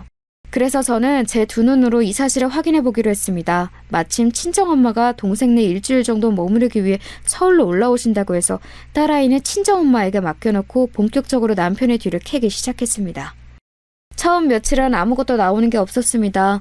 회사 맞은편 건물 카페에서 하루 종일 잠복하며 동태를 살펴도 별다른 게 없었고 남편도 그 며칠은 무언가 꺼림칙했는지 일찍 귀가를 했습니다. 하지만 며칠 뒤 한 번 더 남편의 뒤를 밟은 결과 저는 너무 충격적인 장면을 마주해야 했습니다. 남편은 그날도 경영지원팀과의 협약 업무로 야근을 할 거라고 얘기하고 출근한 상태였습니다. 저는 어차피 의미 없이 낮부터 잠복을 해봤자 수확이 없을 것이라고 생각하고 그날은 퇴근 시간이 가까웠을 무렵부터 잠복을 했습니다. 날이 어둑어둑해지고 아직까지 남편이 근무하는 층에는 불이 켜져 있었습니다. 경영지원팀과는 바로 위아래 층에 위치하고 있어 다 불을 켜고 아직 근무 중인 것을 알 수 있었죠. 그것을 보면서 일만이라도 남편이 진짜 야근을 하고 있구나 라고 안심을 했던 제 자신을 바보 같습니다. 얼마 지나지 않아 직원들이 하나둘 퇴근하느라 회사 건물 1층을 나서는 모습들이 보였습니다. 그렇게 한 30분쯤 지났을까요? 갑자기 기획팀 층과 경영지원팀 층의 불이 꺼지기 시작했습니다.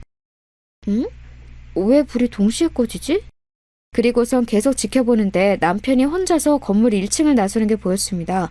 분명 야근을 한다고 했는데 불을 끄고 회사를 나서는 모습이 수상해서 전화로 어디냐고 물어볼 참이었습니다. 그렇게 전화를 걸었더니 남편은 제게서 전화 오는 것을 확인하더니 받지 않고 다시 주머니 속에 폰을 넣는 것이 아니겠어요? 저는 정말로 기가 찼습니다. 그런데 곧바로 뒤이어 이미진 팀장이 따라 나오는 것이었습니다. 두 사람은 주변 눈치를 살피더니 이내 근처로 걷기 시작했습니다. 저는 재빨리 카페에서 나와 두 사람을 미행했습니다. 두 사람은 잠시 후 어느 골목으로 들어가기 시작하더니 사람이 없는 것을 확인하더니 팔짱을 끼기 시작했습니다. 저는 재빨리 폰을 꺼내 들고 그 장면을 찍었습니다. 손이 덜덜 떨려서 폰을 손에서 놓치는 줄 알았습니다. 계속해서 뒤를 밟는데 글쎄 두 사람이 어느 모텔로 들어가는 것이 아니겠어요? 저는 두 사람이 입구에 들어서는 것부터 해서 바깥에 나오는 장면까지 고스란히 사진에 담았습니다. 아직 어린 딸아이를 생각하니 앞길이 막막했지만 그래도 제대로 된 양육 환경 밑에서 자라게 하려면 지금이라도 이 증거를 모아 이혼을 해야 했으니까요. 그날 밤 남편은 새벽녘이 되어서야 귀가했습니다. 저는 말없이 거실 소파에 앉아 있었습니다. 왜 안 자고 있어? 수진이는? 아직 장모님이 보고 계셔? 저는 묻는 말에 대답도 안 하고 두 사람의 불륜 현장을 인쇄한 사진을 그 사람 앞에 툭 던졌습니다. 아니, 당신은 어떻게 이걸...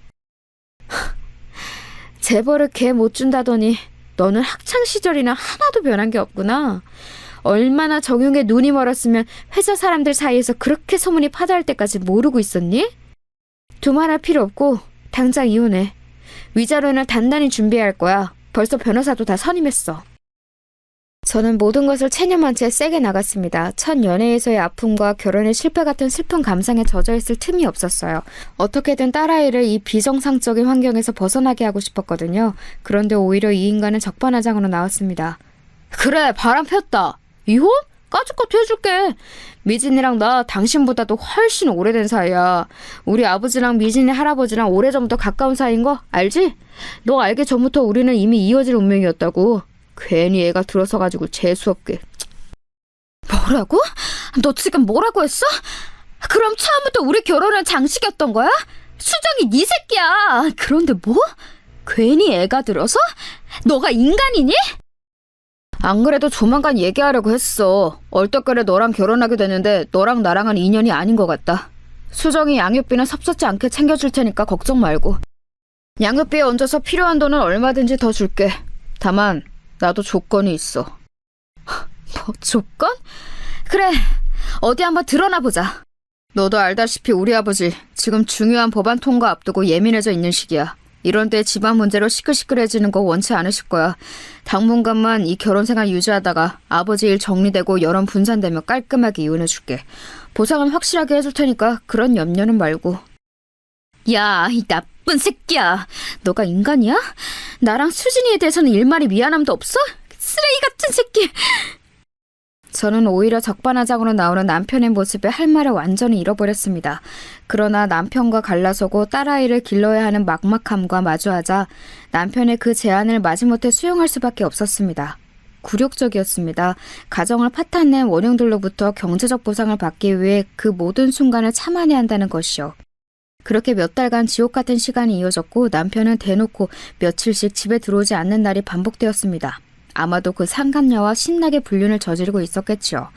저는 타는 듯한 분노를 참지 못하고 그 상간녀의 머리끄댕이라도 쥐어 뜯어야겠다고 생각했습니다.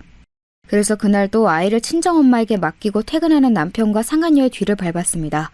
또다시 골목으로 들어가자마자 팔짱을 끼고 하하호호 하는 그 모습을 보는데 저는 그 자리에서 눈이 뒤집히고 말았습니다. 야, 이미진! 저는 상간녀의 이름을 부르며 그대로 달려가 그 여자의 머리끄댕이를 붙잡고 땅바닥에 눕혔습니다. 여우 같은 년!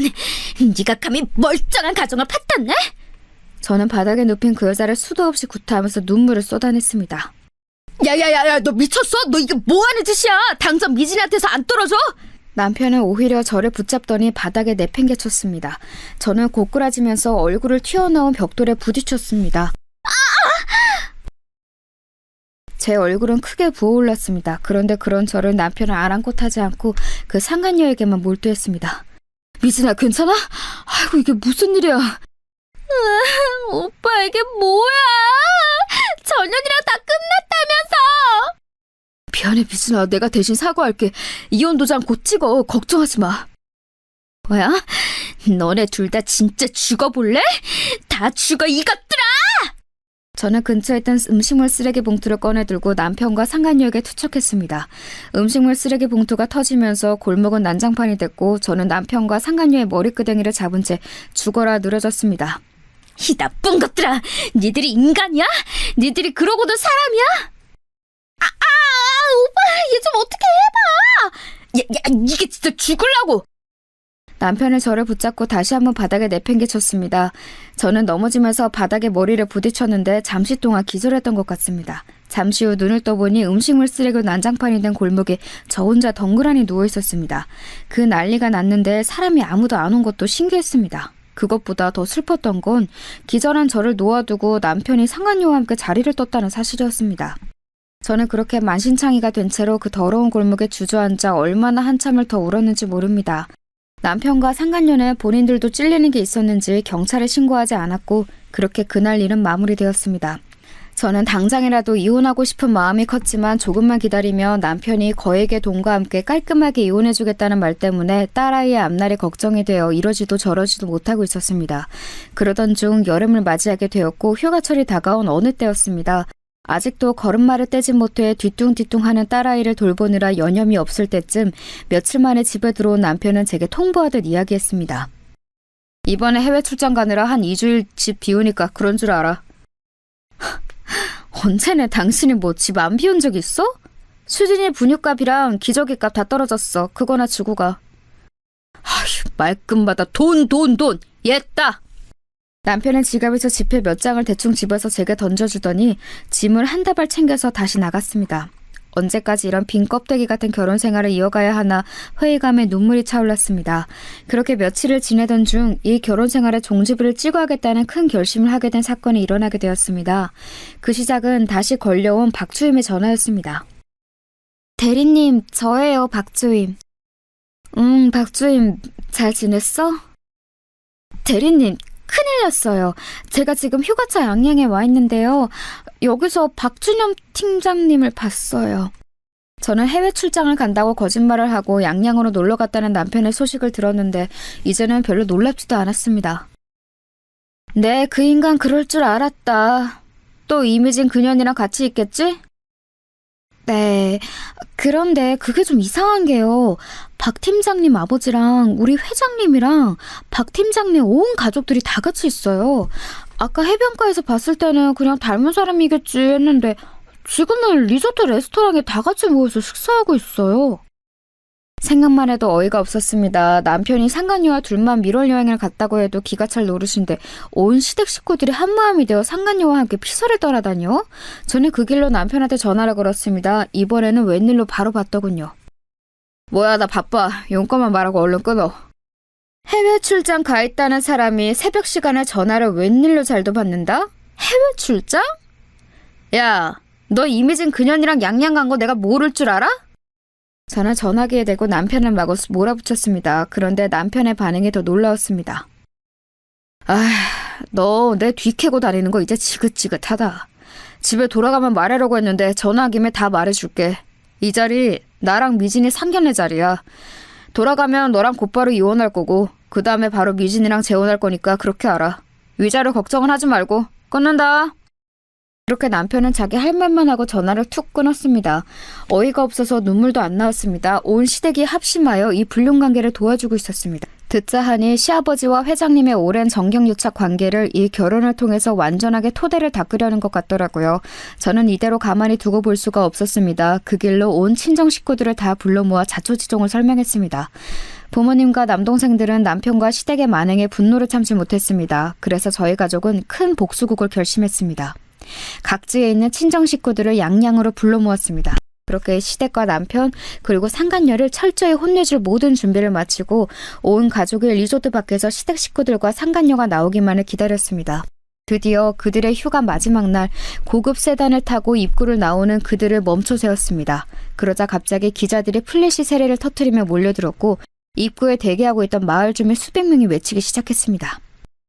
환경 오면 주도하는 매국노 박성권은 물러가라, 물러가라, 물러가라, 물러가라.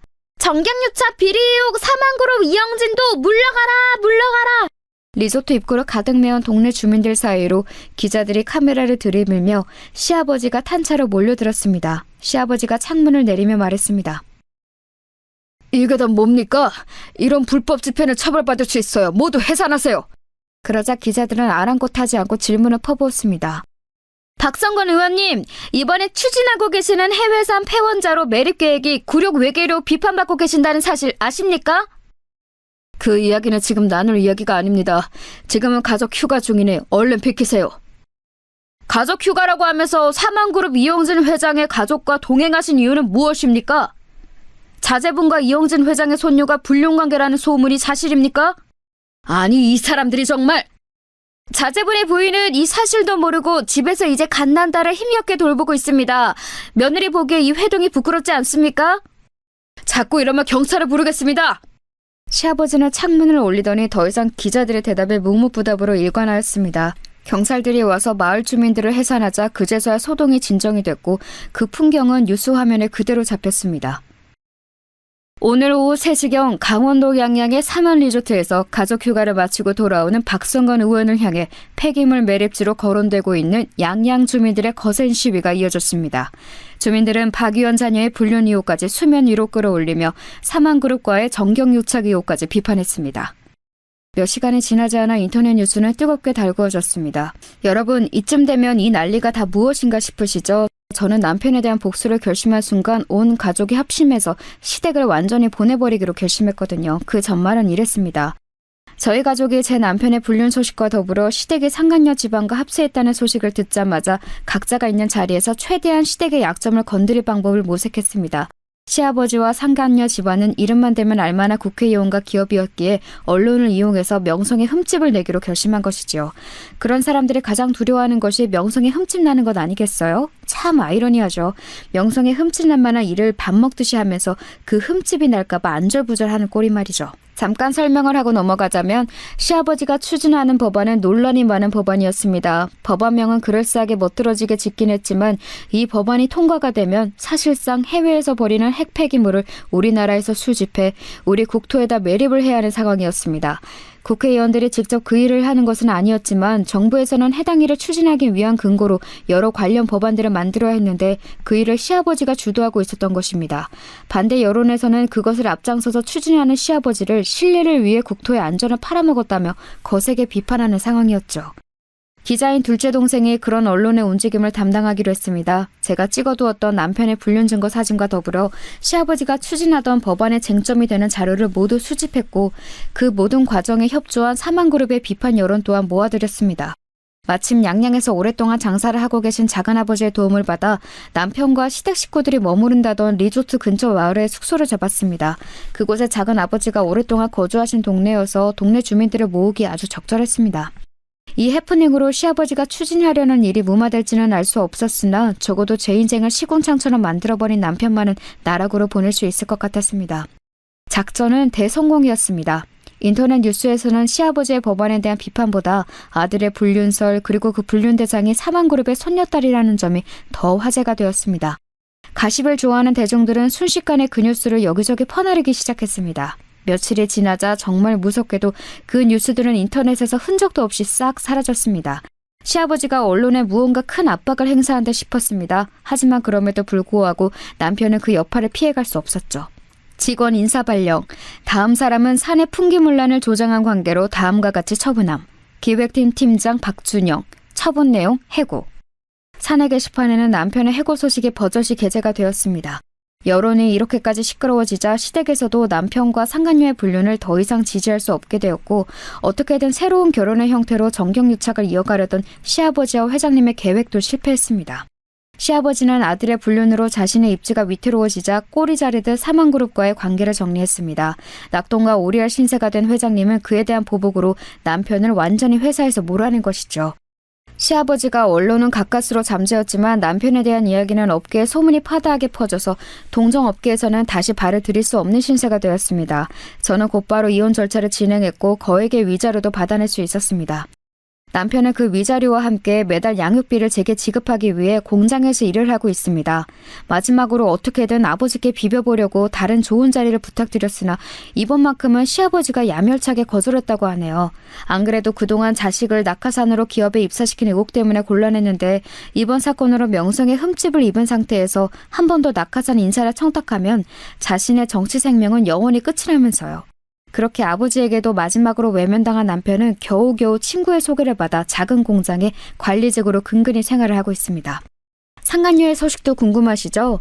이 불려지 같은 상간녀도 사내에 자신에 대한 안 좋은 소문이 파다하게 퍼지자 더 이상 견딜 수 없었는지 멀리 해외로 도망을 갔다고 합니다. 그런데 또 그렇게 도망가서 편하게 호의호식하는 모습을 그냥 두고 볼 수만은 없잖아요? 그 여자가 어디로 도망을 갔는지 저와 제 동생이 끈질기게 찾아낸 결과 북유럽의 어느 조그만 나라에서 마치 아무 일도 없었다는 듯 평화롭게 살고 있다는 사실을 알게 되었습니다. 저는 도저히 그 꼴을 볼 수가 없어서 그곳 한인의 카페에 제가 예전에 찍어두었던 그 여자의 불륜 사진을 게재하고 이 여자의 실체를 보라며 글을 남겼습니다.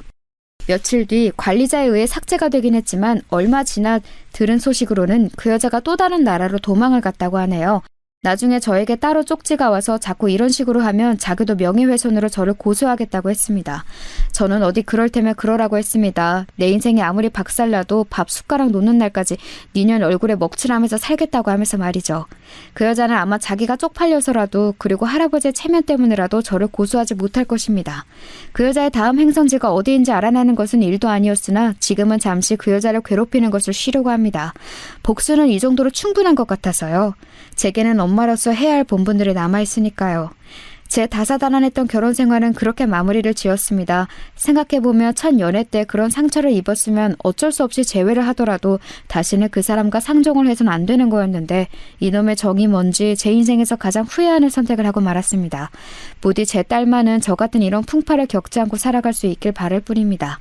그 이후로 육아휴직에서 복귀할 무렵 회사에서는 마치 언론을 의식이라도 하듯 제게 팀장 자리를 제안했으나 저는 과감히 그 회사를 박차고 나왔습니다. 이 회사도 회장님이 건재하고 상간녀가 존재하는 한 시댁 식구들과 다름없는 가해자들 뿐인데 굳이 제가 이곳에 더 남아있을 이유가 없었습니다. 저희 딱한 사정을 들은 경쟁업체에서 그간의 제 경력과 여러 면을 인정해줘서 채용을 해주었고 지금은 안정적으로 그 회사를 다니면서 딸아이를 키우고 있습니다. 한 가지 더 사이다 소식을 전해드리자면 그 사건 이후로 총선이 한 번 있었는데 시아버지는 이전 사건의 여파 때문인지 낙선을 했습니다. 정치계에서 입문하고 첫 낙선이니 충격이 꽤 크겠죠. 결국엔 인과응보 사필 규정인 것입니다. 현직 시절에는 그렇게 수많은 사람들이 줄을 대려고 난리였는데 지금은 아무도 찾지 않은 뒷방 늙은이가 되었다고 해요. 그러게 아무리 자기 정치 생명에 이득이 될 것 같지 않은 사람이어도 명색이 며느리인데 그렇게 쉽게 저를 버리고 새로운 사돈을 꿰찰 생각을 하다가 큰 벌을 받은 것이죠. 매번 언론에 나와서는 국민 한 사람 한 사람이 자신의 스승이다. 가장 작은 사람에게서 가장 큰 것을 배운다는 등 입에 발린 소리만 늘어놓더니 실제 하는 행동은 자신에게 이득이 되지 않는 사람은 냉정하게 버리는 몹쓸 사람이었던 것입니다. 부디 이런 사람이 다시는 정계에 발을 들여놓지 않았으면 하는 바람입니다. 오늘 사연을 듣는 분들 중에서도 혹시나 억울한 상황에 있거나 그것을 극복하기 위해서 열심히 싸우는 분들이 있다면 희망을 잃지 않길 바랍니다. 열심히 싸워나가다 보면 저같이 사이다 한 잔 시원하게 들이킬 날이 반드시 올 테니까요. 제가 준비한 사연은 여기까지입니다. 모두 좋은 하루 보내세요.